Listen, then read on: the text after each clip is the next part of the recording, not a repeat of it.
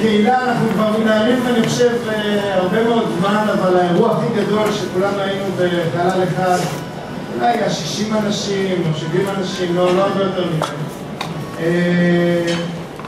ואנחנו בעצם, אני מקווה שמתחילים איזושהי מסורת של קצת להביא תוכן מצוין ולהתכנס פעם בשנה ולחגוג קצת את החגיגות וניצחונות שיש לנו. להחליף מידע ולצמוח, כמו שאנחנו אוהבים. אני רוצה להתחיל את הגרופ על קו מספר אחד עם אחד מהאנשים שדווקא מפתיעים שמעריכים ומהם יצא להם להיות לנו להיות איתו בקשר, וממש אתם אולי לא יודעים את זה, אבל באמת קידם את הקוד הפתוח ואת גרופל בצורות שאתם עוד לא מבינים, ואנחנו נדבר על זה בהמשך, תביאו קצת יותר. אבל אני רוצה להזמין את השר מיכאל איתן, שר לקשר עם הציבור, לבוא ולפתוח את האירוע.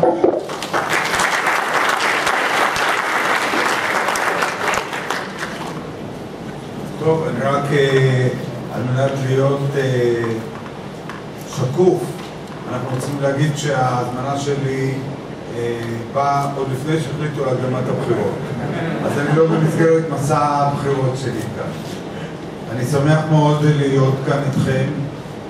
האמת היא שאני לא בא מתחום הטכנולוגיה.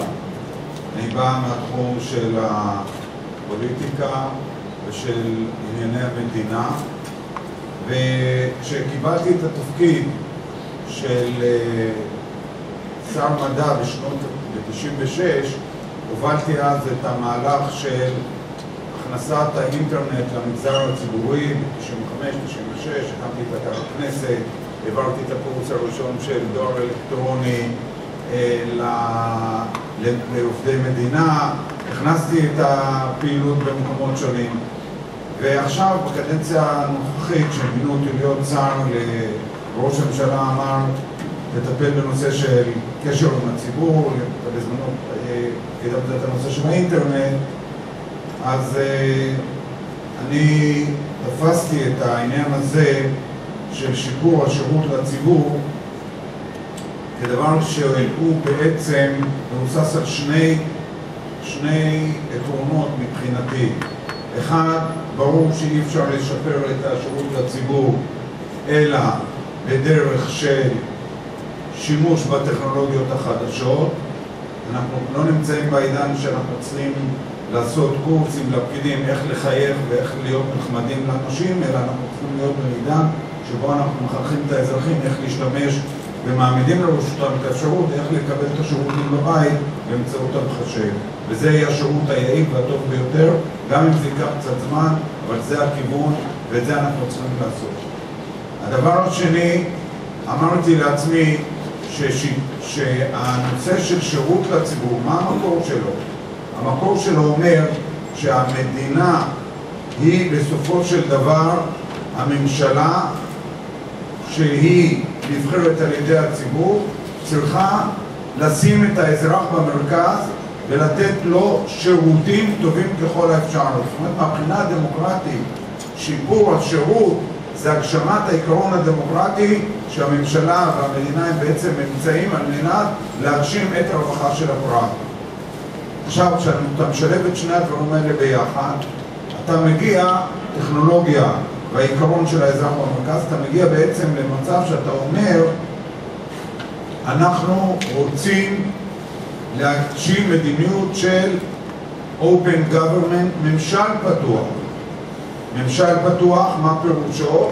ממשל שלוקח את שני הגמונות שדיברתי עליהם, טכנולוגיה והאזרח במרכז, הוא לא רואה את האזרח מול לעומתי, הוא רואה את האזרח כשותף, הוא רואה את האזרח כמי שצריך לתת לו דין וחשבון על פעילות, accountability, הוא רואה את האזרח כמי שיכול להיות שותף בבניית השירותים, הוא רואה את האזרח כמי שצריך להנגיש לו את המידע המרבי ככל שירצה על פעילות הממשלה, כי הוא הבעל הבית, וצריך לתת לו את הדין בחשבון, צריך להראות לו, צריך לשתף אותו, ובעזרת העקרונות האלה של שיתוף, הנגשת מידע ופיקוח או דיווחיות לאזרח, אנחנו נקבל ממשל הרבה יותר מתקדם, יותר טוב, במיוחד שיש לנו פלטפורמה חדשה עם טכנולוגיות חדשניות שיכולות את כל הדברים האלה לבצע כפי שאי אפשר היה לבצע בעבר. עכשיו, קריאת ביניים? לא, אני עוד מיד אסיים. Open government זה open source. אבל אתה רוצה לנאום במקומי בבקשה? בבקשה. אין לי שום בעיה, אני מוכן לשבת ולהקשיב. אבל כל מה שאמרתי הוא בדיוק למקום שבו אתה התפרצת. הנושא של הגשמת החזון הזה של Open Government מתיישב בצורה ישירה עם העניין של קוד פתוח.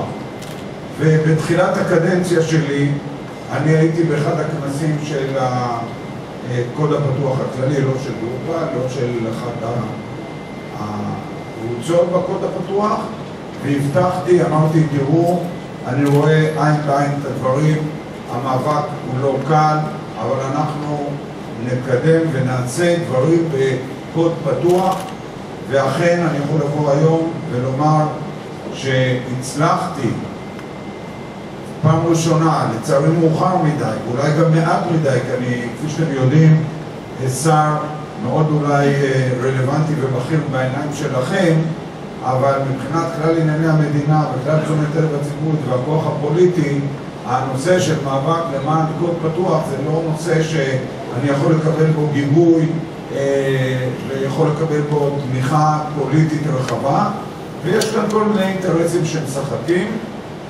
חלקם לגיטימיים, חלקם פחות לגיטימיים, אבל אני יכול לבוא היום עם קבלות ולומר, רבותיי, הגענו למצב שאנחנו עשינו פרויקטים של ממשל זמין, ואנחנו מתכננים פרויקטים שנוגעים לנושא של קוד פתוח. אני יכול לדבר על אתר שעשינו של שיתוף הציבור, על אתר של הידברות, data.gov.il, שזה פרויקט נהדר, הוא עוד קטן והוא צומח, אבל הוא פרויקט נהדר שמגשים את העקרונות שלהם אני מדבר, של שיתוף ציבור במידע ממשלתי, הזמנת מפתחים לקחת מידע ולאבד אותו עיבודים נוספים על מנת לפתח שירותים נוספים לציבור. כלומר, הציבור מקבל מידע ממשלתי ועוזר בעצמו לפתח שירותים שכלל הציבור אחר כך יכול לפתח אותם. עבדנו עם הסדנה לידע ציבורי על נושא של תקציב פתוח והנגשנו אותו לציבור. לאחר מכן עבדנו בנושא ועדת טרכטנברג, הכל היה בקוד פתוח. והתוצאה היא שממשל זמין, הגוף הזה שנקרא ממשל זמין, שזה זרוע או מעין בית התוכנה של הממשלה לענייני ממשל, הכיר בעובדה הזאת לאחר שנים רבות של מאבקים, ויש היום צוות של מפתחים בקוד פתוח ביחידת ממשל זמין. אנחנו גם ביחידת ממשל זמין, דברים שלא מסוגלים לעשות שם, מזמינים מבחוץ על בסיס קוד פתוח, ואני רואה בזה דבר שיש בו מבחינתי הישג חשוב ובניית עוד לבנה בבניין הזה של תשתית לממשל פתוח אמיתי, שבו אנחנו משתמשים במושגים של חוכמת ההמונים, של חוכמת הרבים, שאנחנו משתמשים בטכנולוגיה, שאנחנו משתמשים בעיקרון של שיתופיות ובניית מערכות משותפות של אזרחים עם ממשלה. זה ארגונים, זה בודדים, זה גם עסקים פרטיים, אבל על בסיס של שותפות מתלבש ככפופה ליד לנושא של ממשל של קוד פתוח. ואנחנו, אני רוצה לראות את ישראל, אני לא יודע מה קרה עם ההכרזה של אובמה על גלובל כאחד האמצעים לפתח את נושא הממשל הזמין בארצות הברית. אני לא יודע בסוף מה יצא מזה בפועל, אבל בעניין הזה אני מקווה לראות את ישראל צועדת באותו קצב ואפילו משיגה אותו. אני יכול לסיום לומר לכם שבעקבות המאמצים האלה, כחלק מהמאמצים האלה, ישראל קיבלה הערכה מיוחדת לפיתוח שירותים דיגיטליים מהאומות המאוחדות, יש שם סקר שהם עושים על הנגשת שירותים דיגיטליים לציבור.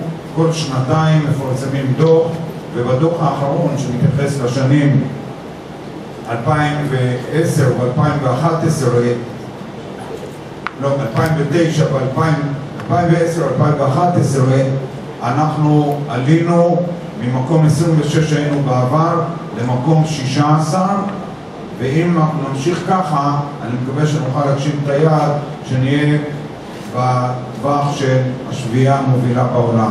זה תלוי בנו, בממשלה, תלוי בממשלות שיבואו, תלוי בכם ובחברים שלכם, אבל איך אומרים את האמרה הקדושה, ביחד נצליח.